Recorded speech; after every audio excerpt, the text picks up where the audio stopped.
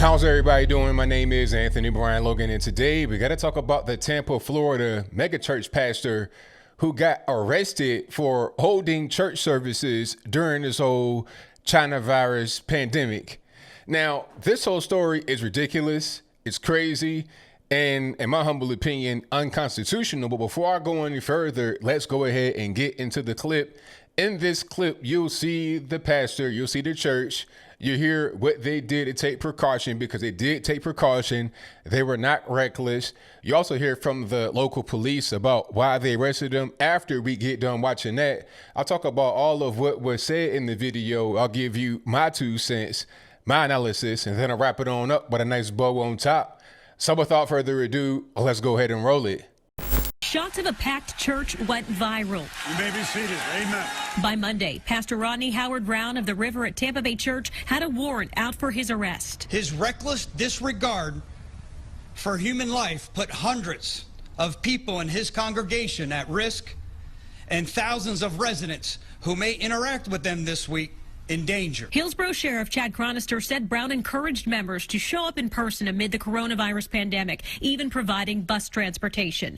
Brown turned himself in on charges of unlawful assembly and violating public health emergency rules of isolation and quarantine. This church has a concern not only for the physical well-being of its participants in the community, but also the spiritual well-being. Liberty Counsel, now representing the pastor, maintains the church had hand sanitizer available, 6-foot separations on the floor for family groups, and staff wearing gloves. They bought $100,000 worth of hospital-grade equipment that they have established throughout the church that kills microbes, including those in the family of the coronavirus. Attorney Matthew Staber calls the arrest discriminatory and unconstitutional. You cannot look at this situation and say that it's being evenly enforced across the board. Texas-based First Liberty Institute, which defends religious freedom, sees gathering restrictions in a different light. This is a hard adjustment for people to make, but I think we have to make that adjustment. The state has to have a compelling justification, a compelling reason to say we're going to ask people of a certain size of gathering to stop meeting for a period of time temporarily. They're encouraging religious leaders to continue serving, just online, in small groups or drive-through type events. Let's figure out the best way we can go and work together to preserve religious liberty on the one side, but also maintain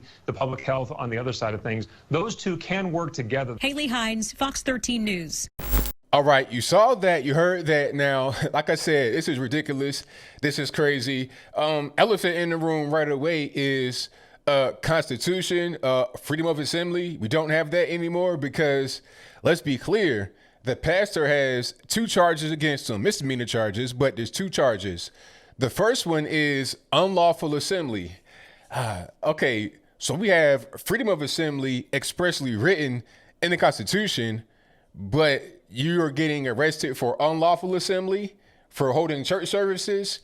And then the other one was a violation of emergency medical rules or whatever it is.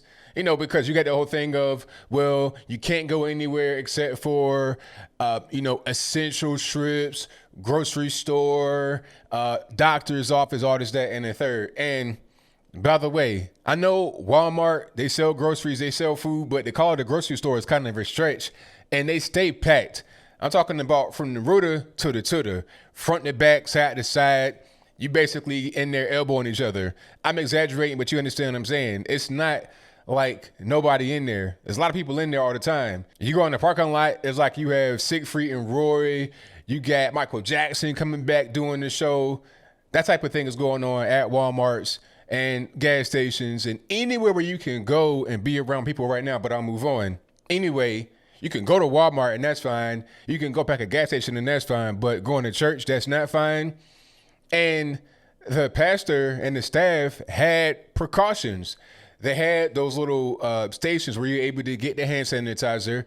They were enforcing social distancing between family groups. So you may see someone in the video from the services say, well, they just elbow to elbow. Well, family groups are able to stay together, but they have to be apart from other family groups. And that was enforced. The staff, they had the PPE. That's the personal protection, the gear, the mask, the gloves, whatever they needed. They spent $100,000 on the particular equipment to be able to have everybody be safe. So the guy was just not being reckless. And when I say mega church, the crowd was about 500 people. And some mega churches, you're talking about tens of thousands of people in the church at once. So, I mean, I think the whole thing was way overblown, and I believe that they did everything they could to make sure that everybody was safe. And I'm hearing some crazy things about church. People saying, "Oh, well, you know, don't go because you're going to get it." That's like, okay, do we not have faith? And you know, if you are a church going person, where is the faith at? You know, or if you think that people should be able to express their religion, then why not right now? People are going to have faith. They'll put their trust in God. They'll trust each other to make sure that everybody's safe. Why not just rely upon that and allow church to continue? I think they did everything right here. Now, some other, I guess this guy's a televangelist, megachurch pastor, whatever, Kenneth Copeland, this guy was on TV or something somewhere talking about, look, I don't care if you lost your job, tied to the church anyway. Fear of this coronavirus is faith in its ability to hurt you or kill you. The fear of, what are we going to do? I'm getting laid off at work. Hey, your job's not your source. If it is, you're in trouble. Jesus is your source. Whatever you do right now, don't you stop tithing. Don't you stop sowing offerings. Well, they won't let us go to church. Well, email it in there, text the give or something, but you get your tithe in that church. If you have to go take it down there and drop it off and stick it under the door or something, you get that tithe in that church, you get that offering in that church, and then you go home and you do what we're supposed to do. I'm like, sir, that's a little bit extreme. You know, if you want to say have church service, I get it, but people are losing their shirt. They don't have the money to even be able to give. All right. So to me, that was just kind of crazy. And then he's like, I don't care, church not even open. You know, it's just like saying, I'm not going to open my door to you or my church to you, but still give me the money regardless of what, even if you don't have a job anymore. That was just crazy. And to get back to church being a positive thing, which it is in this particular case, of course, people are struggling right now. All right. I'm fine. I'm totally fine during this whole situation. But a lot of people are losing their jobs. They're getting less hours on the job. They're not able to move around and do different things. Mental health is an issue here. Even if they can work, they can't do some of the normal routine. People are really struggling a lot. And church is a beacon of light among the darkness. So people should be able to go to church, especially if the people are practicing appropriate health measures inside the place. I understand if it's just like you in New York and it's a lot of cases and you just in there elbow to elbow, no gear, no gloves, no soap, hand sanitizer, nothing.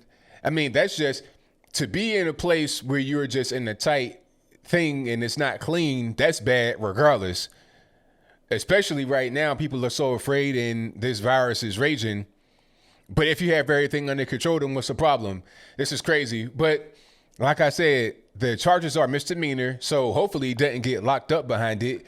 He did turn himself in. I don't think it was a case where they went inside the church and said, everybody get on the ground. I don't think it was like that. I think they were allowed to have the church service, and then the pastor got arrested separately at his house in a Tampa, Florida area. So as I close, I want to say this. At what point do we as Americans say that we're tired of having the rights trampled upon right now? We understand you want to flatten the curve and you want to mitigate the damage, all this, that, and the third. I get it. I understand. But I have freedom of assembly. I have freedom of expression. I have certain freedoms in America that a need for less virus transmission should not be able to override. That's just my opinion. But I think I'll leave that right there for now. And what say you? Do you think that the pastor should have been arrested out there in Florida? If that's your viewpoint, let me know why in the comments below. Or do you think he should not have been arrested? If that's your viewpoint, let me know why in the comments below. I think he shouldn't have been arrested. I think you should be able to have church services if you're allowed to pack the Wawa gas station elbow to elbow, if you're allowed to pack the Target, the Walmart, all these places, these big places where people are kind of in tight spaces, going through little narrow aisles, touching stuff, all this, that, and the third. If you're allowed to pack those places, you should be able to go to church. Okay. And if you can't go to church, if you can't have freedom of assembly there, then the Walmart should be regulated as well. One person at a time. Now, me, like I said before in previous videos, I would just open things back up.